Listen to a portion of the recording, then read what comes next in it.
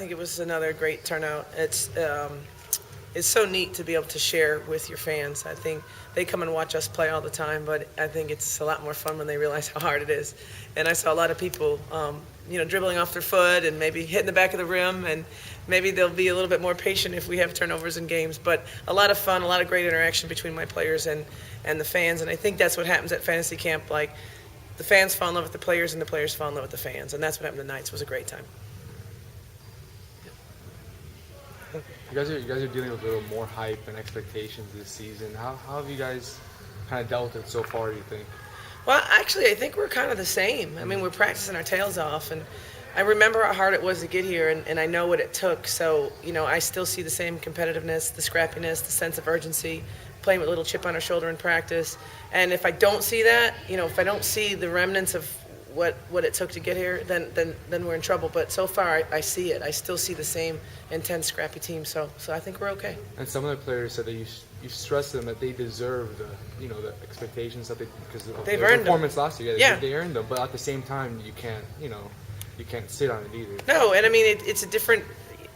People circle our game on their schedule now, and they've never done that before. So we know that, but I don't think we got here by being very authentic and just being Miami every day. And so I hope that we don't change that.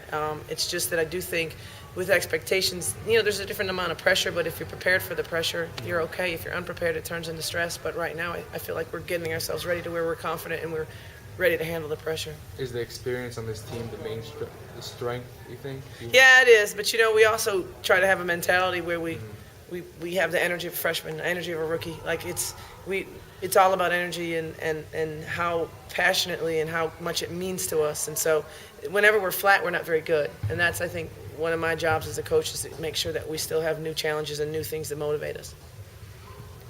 Back to the fantasy camp type thing. People came back, and there were some new faces, and it seems to be that they're drawn to the energy that you're just talking about of your team.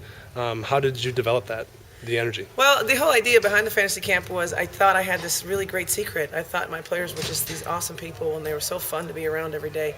And so I thought, well, let's invite some people to practice, and people would come to practice and be so excited just to be there with my team. And so I thought, well, let's put them through a couple drills, and that's how the whole event started. And I think that's these people were really sweating out there this year. I mean, they took it very, very seriously. I don't think we had any major injuries, so I have to get a waiver. They had to sign a waiver next year because it's getting kind of physical and getting kind of competitive, which is a lot of fun. What do you think this fantasy camp does for the team? It does a lot. Our players work really, really hard, and everyone likes to be appreciated and just attention for doing something that you're good at. And when you put in all those hours, I think it's nice to just meet the people who are cheering for you. I mean, it's kind of, I think when you come to our games, our fans are yelling their names that are, it's very personal. And I think that's women's basketball. We have to be very accessible. We have to invite people in, feel like they're part of our family. And so this event's huge for that atmosphere and culture. Kind of give you a feeling that the season is near? Yeah, approaching? yeah. We had a great practice today earlier, and, you would think I would be very tired. We put in some presses today, too, so that's a high-energy practice for me.